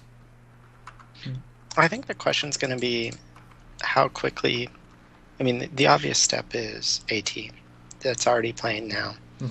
It doesn't get any worse. It only gets a little better. Warhammer got buffed. I don't think we're actually going to see that card played. But the question's going to be how quickly people adjust to that and try to punish the greedy ones. Because you see the triple dragon, triple energy surge, triple Killian AT decks, and those ones, they're being pretty greedy. And they've decided that they can get away with it with flame break draws against Brood Queen. But if Brood Queen gets pushed aside, there's a lot of aggressive decks that get shut down by Broodfang that won't get shut down by Broodfang anymore and probably can punish those greedy AT decks. And we might even see a resurgence of Thundersaur. Yeah, that would be that's definitely a strong card in that matchup that is really almost unplayable because of how prevalent Brood Queen is, and just how slow it is in player level 1. A level 1 Thundersaur is typically not going to do much. It's level 2 that they really take off, and that's a hard place to be right now. Yeah, definitely. Yep. Just not having as much poison damage to worry about is certainly going to... It's going to let some of those aggressive decks shine. Like, Eidolon becomes so much better with this change. One of those cards that it doesn't level well, but it puts a ton of pressure on if there's not a good way to handle it. And a deck like AT doesn't handle that very well. They have Burnout, and that's about it. And that's about You can get a Breaker and a Static Shock, or Flame Break and a Static Shock, but that's not necessarily reliable, and that's assuming no buffs happen. Right. No, that's very true. Do you think? I mean, granted. Sorry, go ahead. I mean, granted, the thing is that if with Brood Queen's new stats, I mean, it's going down to 5 toughness, right, or 5 health. Brood Queen? No, Brood Queen's not getting touched. I don't think. The Brood Queen's being untouched. The it's just the token. Becomes a 1/1, 2/2, 3/3 with its Okay, poison locked at those levels. I must be getting my QA numbers confused. But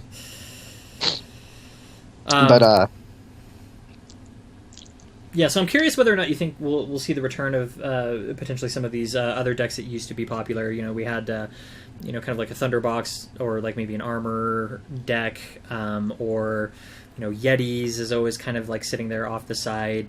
Zombies also had a pretty good showing in one of the other tournaments. Like some of these other decks that maybe have kind of like faded with Brood Queen kind of coming to the forefront. Do you see some of those coming back, do you think? The armor decks become a lot better without Brood Queen, and it's actually not the Brood Queen that really holds us down, it's Direhound. Any board position deck in player level 1 gets really punished by Direhound. So that makes something like UA or UT quite a bit more playable if we aren't seeing so much Necrim. Mm-hmm. And then with Yetis has actually already seen a little bit of a jump in constructed queue, and it's because it's good against the aggressive AT decks. Or at least playable versus them, where it usually gets... I mean, Yetis were always bad against Lotus and Pact and Tarsus, and then you throw in Brood Queen, which is kind of a better Ice Mage, and you get into a worse spot. So Yetis could see some play, but I doubt anybody brings it to the tournament unless they really think they found a loophole what people are playing. Well, Rage. Well, Rage is banned for next week, so that's true. That's probably a good PSA since we're talking about that right now. Just for any of you who have made the top 16 in the Invitational who might be still watching, remember 3.1 cards are not legal for the tournament. We can't really do anything about card changes because card changes, it's in the data. We can't say anything, but just don't build any of your decks with the new cards yet. So it really still kind of puts us in a similar circumstance, but just kind of sets us with at least the card pool that we have now. So Yep. There'll be some adjustments. I think that we'll see at least one pretty aggressive deck, though, because you get into that window of you can punish the mono Tempes if anybody runs it. If Kateri doesn't get through, I'm not sure we'll see too much of it. But mono Tempes can get punished since they're playing 4/6s, all of player level 1. And Yes. the Aloyan Tempes really kind of falls in the same window with most of these decks that we're seeing. What are you talking about? Cox isn't a 4/6.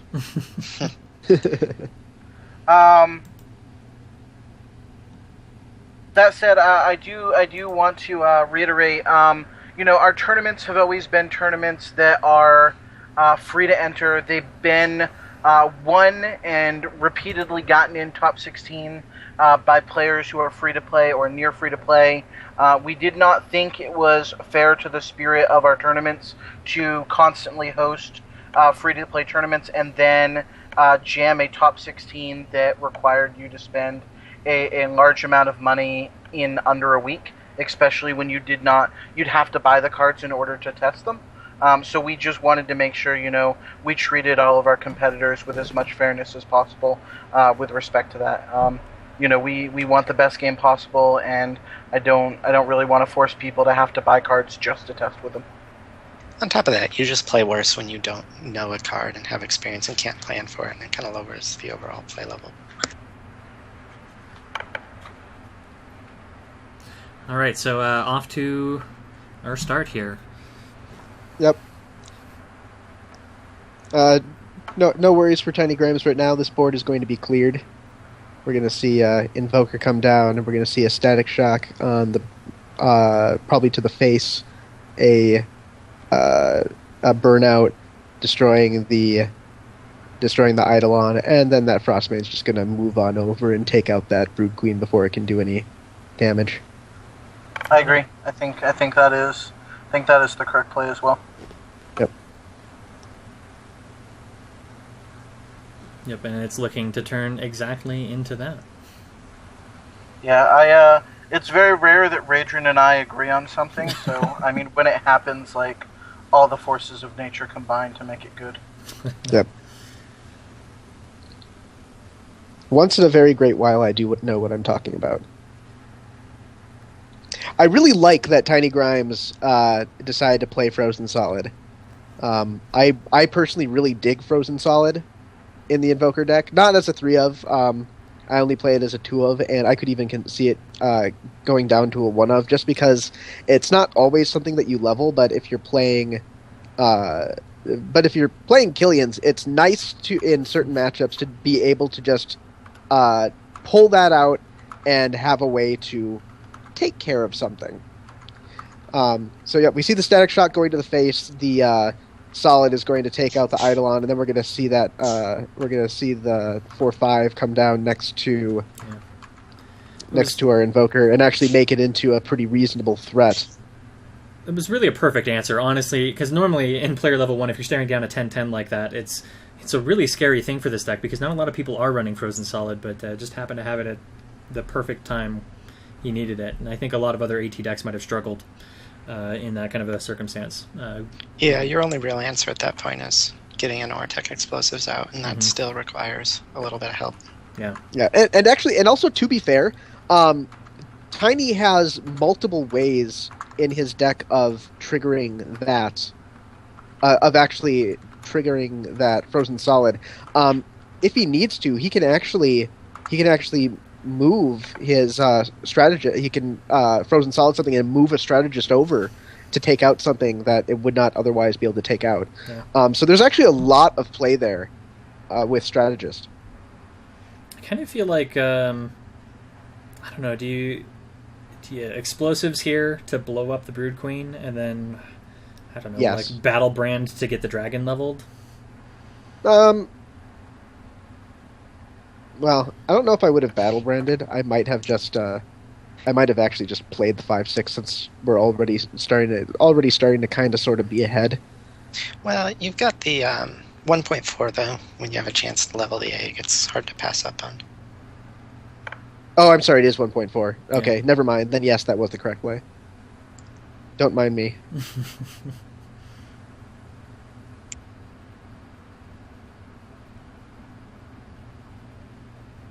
Man, explosives.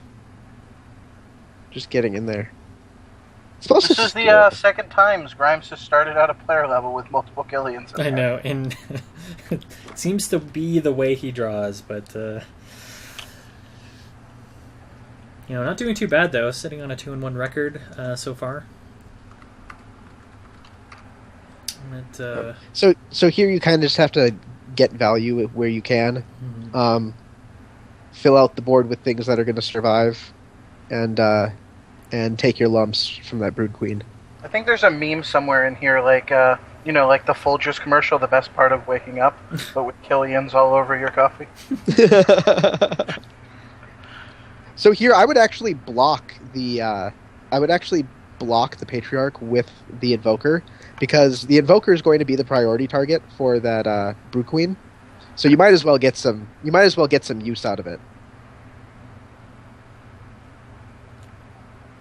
Then potentially you can either block the Brood Queen with the dragon, or because you don't really care about the Nether Drake.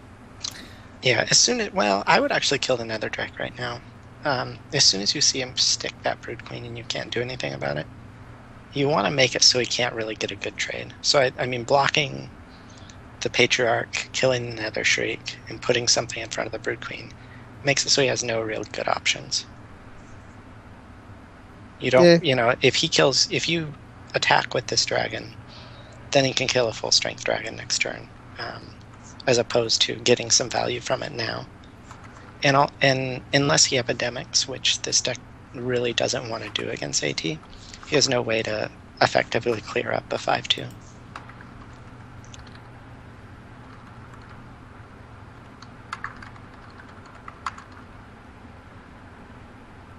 Just hard casting the Killian. That's feisty.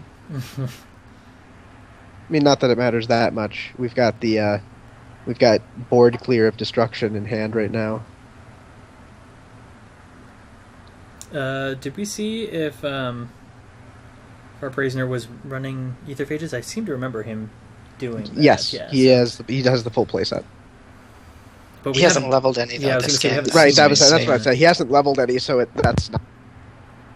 So that's actually a pretty good hand for him then, because he goes Invoker, Static Shock, Frozen Solid, gets a free kill on something, potentially can wipe just through the other remaining damage. Yep. So he's going to get 2-6 damage. It's not quite. No, it's not ideal, but our Prisoner also isn't really running very much. That's going to be able to straight up kill the Invoker. I mean, he's got one Nether Shriek leveled, but it's very unlikely that he's both going to draw it and get it to land in the lane that he wants it. So getting the Frozen Solid leveled here is actually going to be pretty sweet. And because of that, he doesn't really have anything that can deal with a defensive Invoker of any health. Going ahead and just blocking the Brood Queen with it is just fine. Go ahead and block the Brood Queen, Static Shock the face, and well, maybe not the face. Maybe go ahead and get some damage on the whatever that's called, Weirwood Patriarch, and getting rid of the dragon.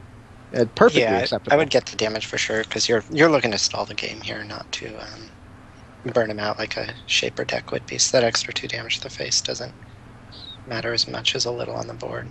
I agree with that. I agree with you on the block. That block is pretty much no downside because you end at 6 health. Mm-hmm.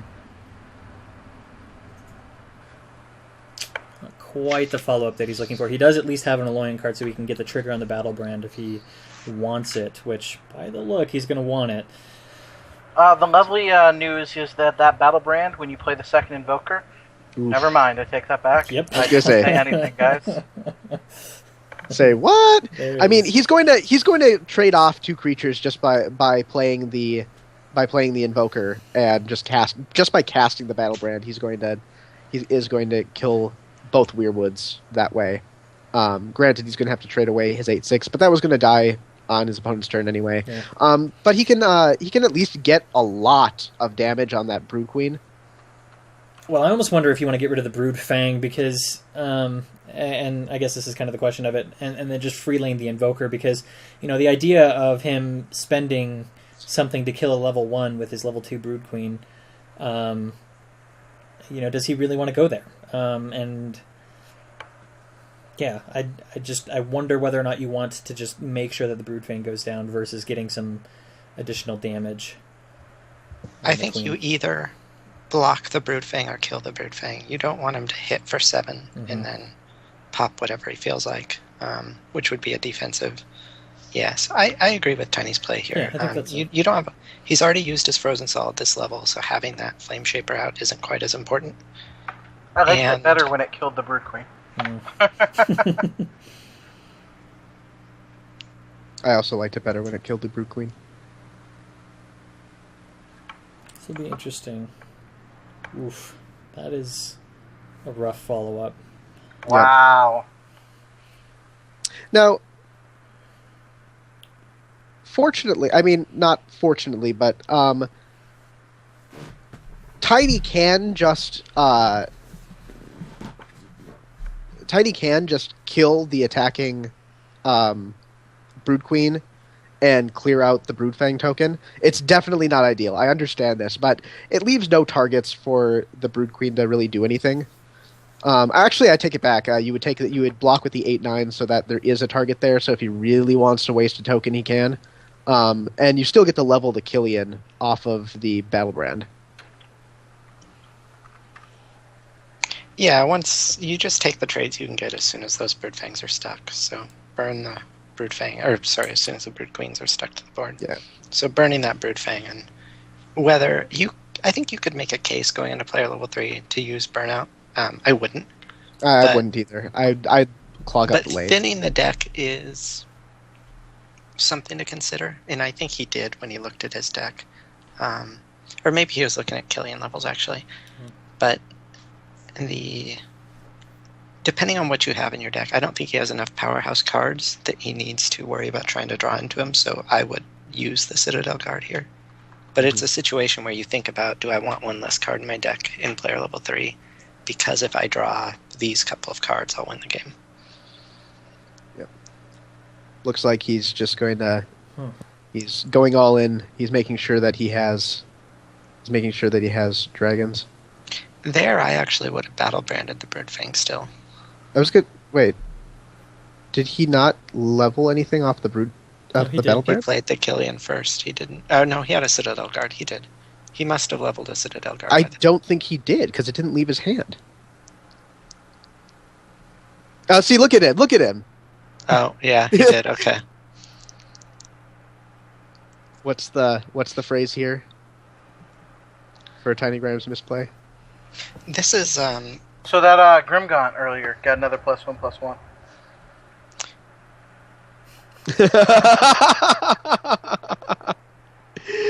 Oh wow, that was way back in the conversation. Yep, those are all level 1s. He did not level a Citadel Guard. This hand's not ideal either. We need big flashing letters at the top of the pinball machine going tilt right now. Yep. Okay, so what do we do here? So Tiny is in a very tough position. Can't deal with the Brood Queens. The Tarsus... Jeez. Like, this is just rough all around. The Warden can trade with the Broodfang, but it can also pump up... It could also pump up a Killian enough to kill... He's not going for it that way. that's I would And he's not just have made making sure that he play. has lots of Killian 3s in deck. Yeah, unfortunately, he's going to be dead before those Killian 3s ever are playable. True. He'll be able to dragon in front of the big Broodfang and kill the Tarsus this turn, but it's not going to be enough. I think he had to No, play he's- into hoping to he's draw Very far behind. Flame Break 3 and a bunch Yep. of Static Shocks.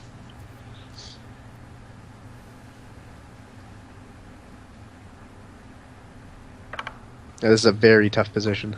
Bunch of level 1 Static Shots, naturally.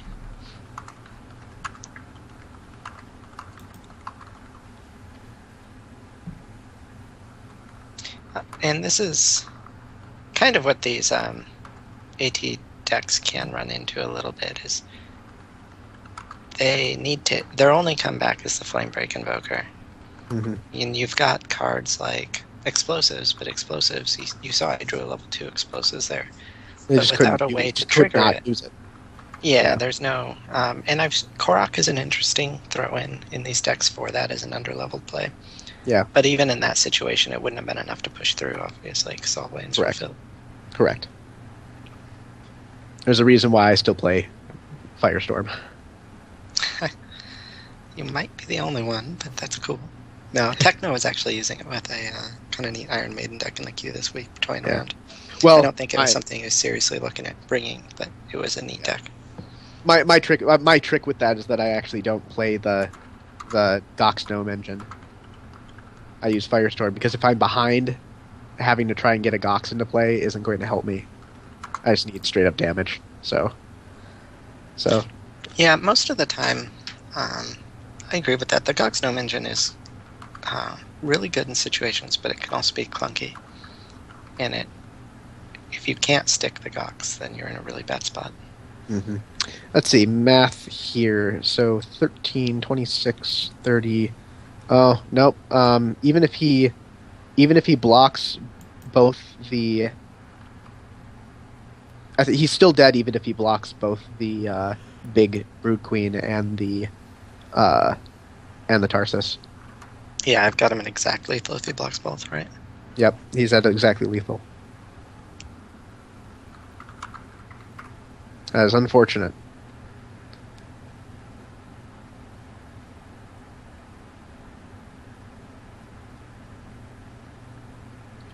Our Preisner says, sorry about the draws. And this is kind of the crux of leveling decks and why they always have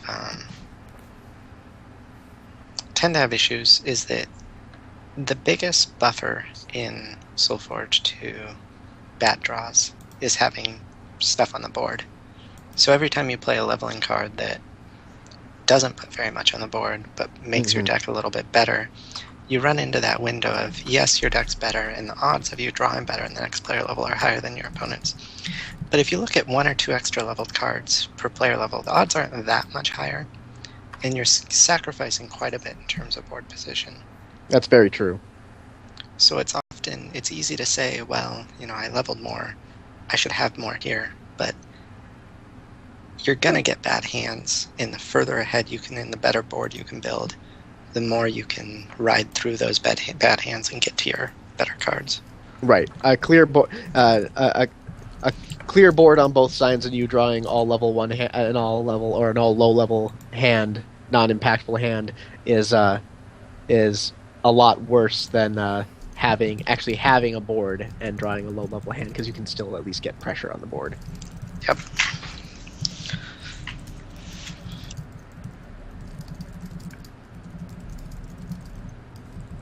And Tiny jumping off for a couple of minutes.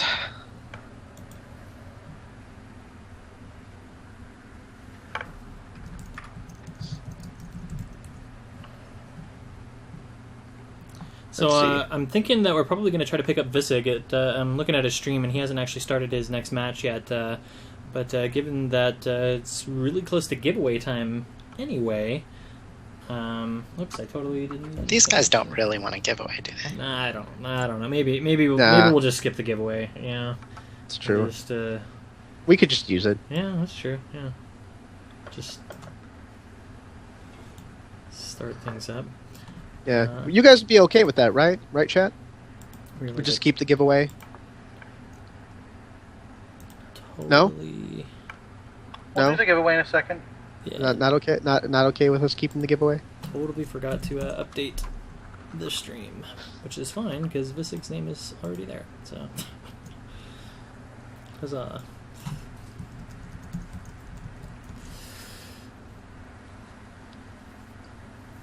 Is it just Visig?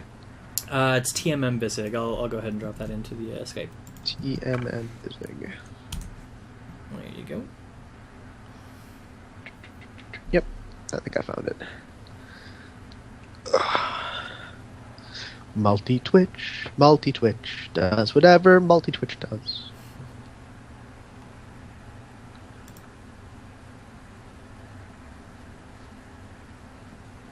Man, what a great hand. I like how the only deck that he has is Forge Watch Invitational. He's making sure that there are no mistakes. I have actually done that in a I have done that in a tournament where I started a game, I drew my hand, and I just immediately had to message everyone. It's like, wait,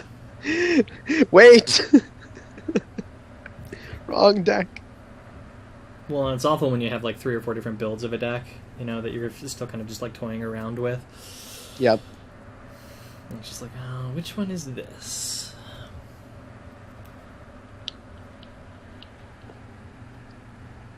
Visig removing the handguard just for us. Oh, that's We appreciate awesome. that. Yeah. We appreciate that, sir. Yeah. You are my hero.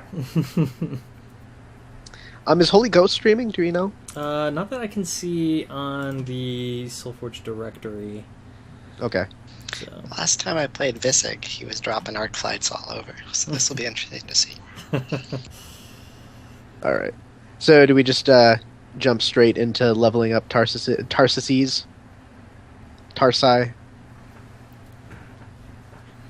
I don't know. Death Waivers.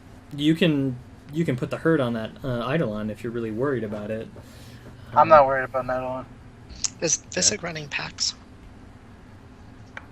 Death Weasels. Let's see. I assume he is, but I've seen a few Tarsus decks that run Shriek instead of Pact, essentially. Huh. Yes, he's got 3 Varnus Pact and 2 Nether Shriek. I'm not sure I would do it, but one consideration, because you already have a Tarsus on board, is you could Dire Hand here play the Dire Hand. to shrink the Eidolon, knowing that your next pack will be really good. That's true. Speaking of Pact. There it is. Yeah, and so I mean, you could have lived the dream with the Nether Shriek. Yeah, that's a little more reliable though. But 25% chance. Oh god. Hey, It's all good, right? hey, race car, can you put 2 things for your hashtag? 2 different hashtags? I don't think the giveaway add-on lets me do that.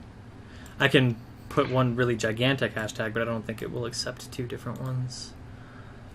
Nope, not that I can see. All right, well then I'm going to do a random. I'm just going to copy paste the list over. I want chat to tell me their favorite Secrets of Solace card. You can